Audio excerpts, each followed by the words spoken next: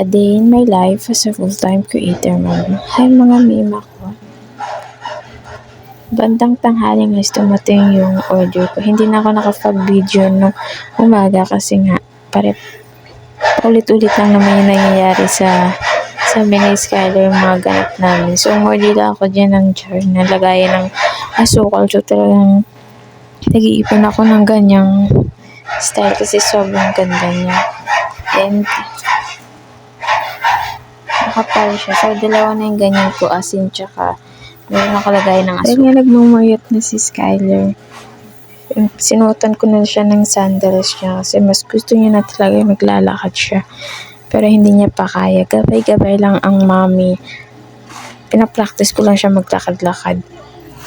Sobrang saya niya kapag naglalakad siya mga mimi. Kaya nga gusto niya sa walker pero ako natatakot na ako sa walker na ilagay siya kasi nga maaaring ma-aksidente siya. Isang beses na-aksidente siya and yung pisngi niya is na may sugat. So, ayun, daddy nagalit kasi bakit nilalagay pa dun. Pero hindi kasi ako makakagawa ng gawaing bahay kapag hindi ko siya nilagay sa walker.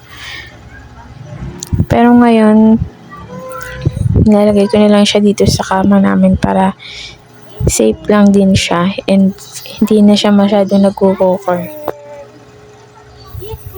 Yan mga may pasensyahan nyo na yung damit ni Skyler. Malaki lang kasi yung pinigay sa kanya. Fast forward nga tayo mga mima. Kinabukasan na to ng vlog. And then si Skyler nag-i-inerte pa. Dahil nga maaga siyang nagising so papalakarin ko na lang siya. Exercise na din para matuto na din siyang maglakad-lakad. Pero gagabayan ko pa rin naman siya mga mima. So, pagpasensyahan nyo na po yung malaki kong tiyan. Ganyan po talaga kapag naka-injectable. Gusto ko na nga sanang itigil yung injectable na yun kaso takot ang mami na mabuntis. So, dahil nga nagpapakit pa dyan ng bata. And pinaupo ko na siya para masuotan ko na siya ng sandals niya. Dito pala sa lilipatan namin. Nahinto siya kasi yung gagawa nun is may kontrata. So, nahinto yung pagpapagawa. Pero malapit na rin naman siya matapos. Kailangan lang i-tiles, i-finish, tsaka pinturahan yung bahay na yun. So, pwede na siyang lipatan kung kailan namin gusto lumipat. Asan nga? Pumunta kami sa bahay nila Daddy Lester. Hindi na rin kasi kami nakakapunta. Sobrang dalang namin pumunta ni Skyler kila Daddy Lester. Pero ngayon nga is gusto na makita ng mga tito si Skyler. So, pumunta na lang kami. And bala ko rin kasi tingnan yung bahay na lilipatan namin. Inaantok na nga dyan si Skyler mga mima. Kasi sobrang traffic talaga. Pati ako rin naantok natin kasi hindi ako nakatulog ng maayos kagabi. So, yun. Sobrang traffic. Sobrang tagal namin nag-intay ni Skyler. Pag bumabiyahe talaga kami, Skyler sobrang gusto niyang bumabiyahe mga mima. Sobrang tahimik na hindi nga yan umiiyak eh. Tapos maya makikita may tulog na siya. Sanay na siya sa biyahe mga mi kasi nung newborn pa siya talagang binabiyahe na namin siya ng daddy. Bumaba lang kami nung nakarating nga kami, bumaba lang kami dun sa side ni Daddy Lester dun sa mga tito niya. So, may budol fight kasi doon.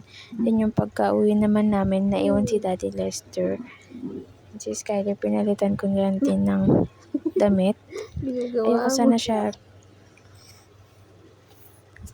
mayarin. Wow, Isuwi na rin ganyan, no? kami. Pugi mo kaya Sky pag Yung kalaro Sombrero. dyan ni Skyler is yung Tito Ono Ay, niya. Gusto baga. talaga ni Skyler na may kalaro. Umiiyak yan kapag wala siyang kalaro. Kinabukasan nga, nakatulog si Skyler sa kanyang first nap. And then, pinapatulog ko pa siya ng mahinig para maibaba ko siya. Nilatag ko naman yung playpen niya. Kasi nga, ayun nga, takot na ako mag-walker siya. Baka ma-aksidente ulit. Kaya ako pinaluwag yung bahay na to para mailatag ko talaga yung playpen. Kasi sayang naman kung hindi ko gagamitin. Pero tinatanggal ko rin naman siya kasi nga masikip. So, kapag lumipat kami, hindi na ako patanggal-tanggal ng playpen kasi malaki naman yung space namin dun sa lilipatan namin. Ako naman si Skyler, mga nagtutulog-tulugan lang ata itong batang to. Bigla na lang siya nagising. Kaya walang choice ang mami kundi buhatin na lang. And then, nagsimula na akong mag-umpisa sa aking mga gawain. Siguro magti-12 neto. And katatapos lang tumawag ng daddy para i-check yung anak niya. So, kinuha ko lang yung mga tutupiin ko. Habang naglalaro pa si Skyler, and ako nagpaka-busy na ako sa mga gawain ko. Tinupi ko lang yung kanyang mga damit.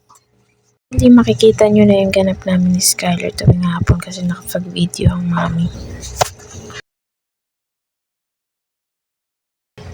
And pinalitan ko yung wipes niya.